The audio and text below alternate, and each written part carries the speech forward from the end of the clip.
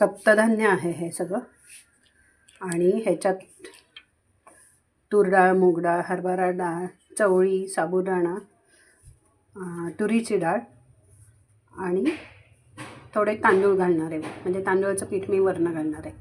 मग असं कटर करून याचे आप्पे करणार आहे. तर आता मी एवढी रेसिपी दाखवते. हे सगळं भिजवलं, मिक्सर केलं, त्यात मिरची लसूण घातला. आता बाकीची रेसिपी नंतर दाखवते. मी जे तुम्हाला आत्ता सांगितलं सप्तधान्य एकत्र केलेले, त्यात चवळी, मुगाची डाळ, मसूर डाळ, तूर डाळ, हरभरा डाळ, साबुदाणा आणि तांदूळ, म्हणजे मी तांदूळाचं पीठ घातलं आहे. तर असं आहे. मिक्सरवर मिरची लसूण जिरे घालून काढलं.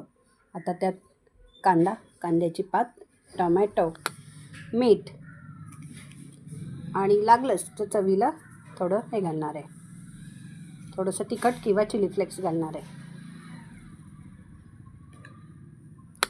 आता मी हे हलवून घेते, मग पुढं दाखवते. हे एकत्र करते आणि थोडंसं याला पाणी पण लागणार आहे.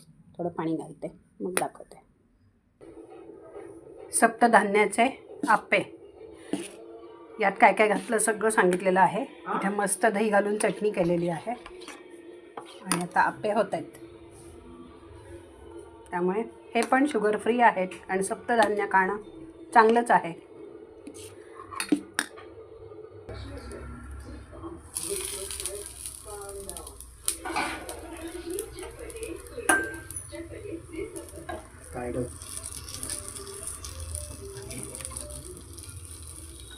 थोडंसं साबुदाणा आहे ना, म्हणून थोडंसं एखाद दुसरं चिकटेल, पण निघू शकतं पटकन.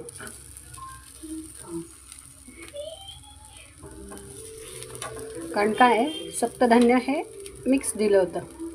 मग म्हटलं काय करायचं, असंही आपण कधी कधी वेगळं वेगळं करून घेतो. म्हटलं मग चला त्याचे आप्पे करूया. मग एवढं कुठं वेगळं वेगळं ठेवणार, एकत्र करून दिलेलं कधी निवडत बसणार, म्हणून त्याचे असे आप्पे केले.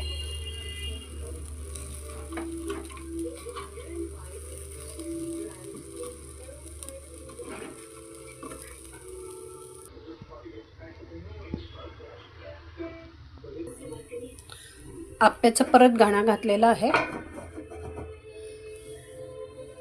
इथे आप्पे वाढलेत आणि ही चटणीला गोड दही होतं म्हणून खूप छान झाली आहे.